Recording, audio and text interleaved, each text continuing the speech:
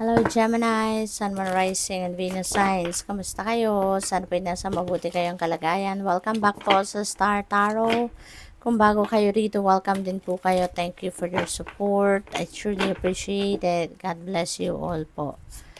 Pauna mensahe po ninyo is for general life. So, meron tayong 5 of inspiration. Ayan. So, baka merong conflict po ang iba sa inyo rito with another person or with a group of people. Pwede na ang ganap dito po sa inyo, Gemini, ay baka lahat, no, kayo na nag-uusap-usap. Pwedeng ano to pwedeng family situation, pwede rin na work situation. Baka meron dito mga pag-uusap na hindi kayo nagkakaintindihan, no? You are not on the same wavelength with the people that you are dealing with siguro sa ngayon. Kasi maaring may kanya-kanya kayong perspective, may kanya-kanya kayong opinion, at maaring pinupush ng bawat isa dito yung opinion ng bawat isa.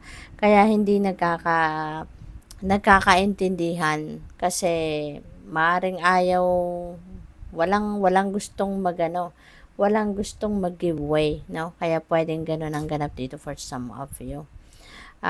Tignan natin kung ano pa. We have the sun. Oh, it's good.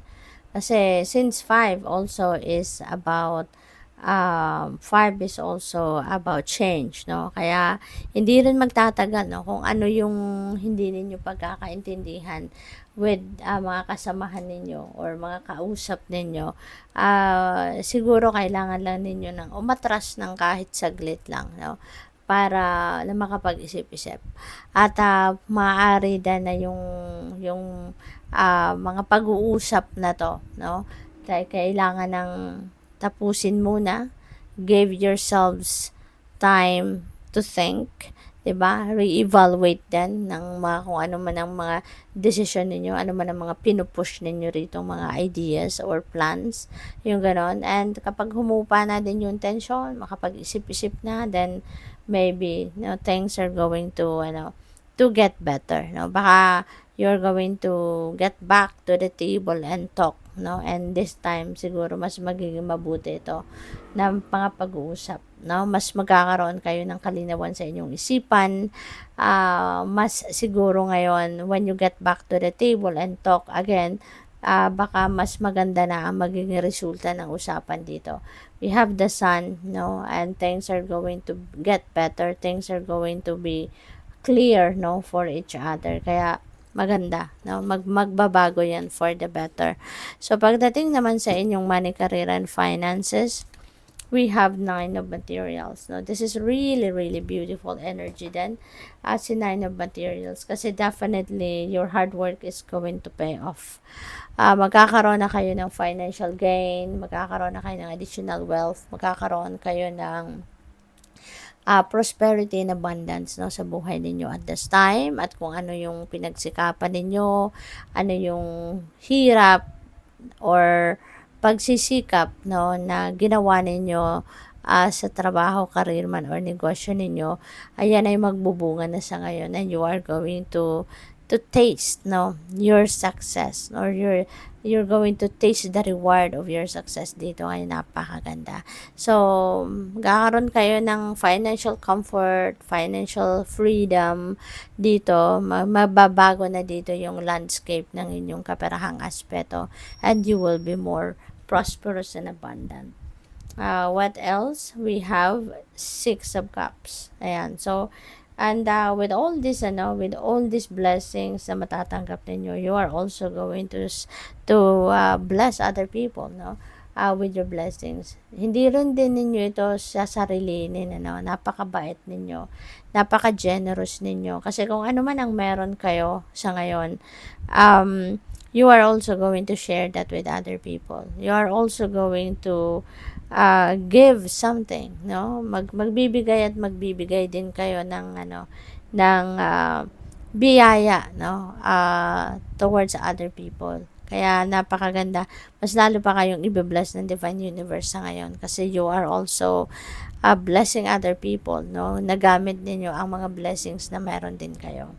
So, pagdating naman sa inyong relationships, we have death energy. So, merong magbabago. You know, you're going to transform your relationship sa ngayon. Pwedeng meron kayong gagawing changes pagdating sa relationship dynamics, no? Yung approach ninyo sa relasyon, maaring iibahin ninyo sa ngayon, maaring meron kayong i-improve, no? Maaring yung pagpapakita ninyo ng pagmamahal, concern sa inyong person, mas lalong papalakasin ninyo, mas lalong pagbubutihin ninyo, maaring ganon. Pupwede rin, no, na because that energy is also ending and beginning, diba? So, baka meron kayo ritong relationship na babaguhin. Maaring meron kayong relationship dito na tatapusin. So, anything is possible dito, depende sa inyong sitwasyon. Maaring, ang iba sa inyo rito, you're realizing na hindi na to dapat na mag-continue pa. Maaring hindi na to nagsiserve ng best interest ninyo. Maaring nai-stress na lang kayo rito. So, that's why maybe you're going to cut off, no? A relationship with someone dito. So, depende yan sa inyong sitwasyon. What else we have? The Chariot. Yeah, you're going to move on. So, ang iba talaga sa inyo, no? You're going to move on from, from this situation. So, meron talaga ditong relationship na magtatapos and you're ready to move towards a different path, no? So, good luck sa'yo. So, tignan natin kung ano pa yung mensahe para sa'yo rito. And by the way, Gemini, I would like to say thank you, no, sa lahat ng nag-donate sa aking channel at sa mga hindi po skip ng ads. Maraming salamat for your time and support. Befriend, no, the word polarize. So this is definitely connected dito sa Five of Inspiration energy.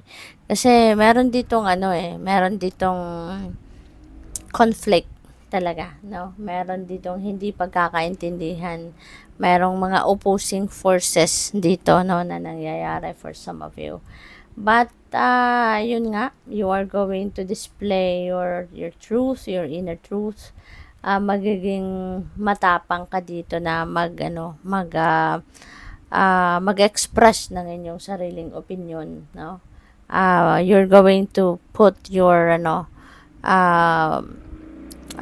your personal flavor, no, dito sa mga pag-uusap na to, no? Ipapakita mo dito yung galing mo siguro sa pag-negotiate, sa pagta-transact, yung ganon, ano. So, good luck. Thank you for watching. Love and light. Namaste.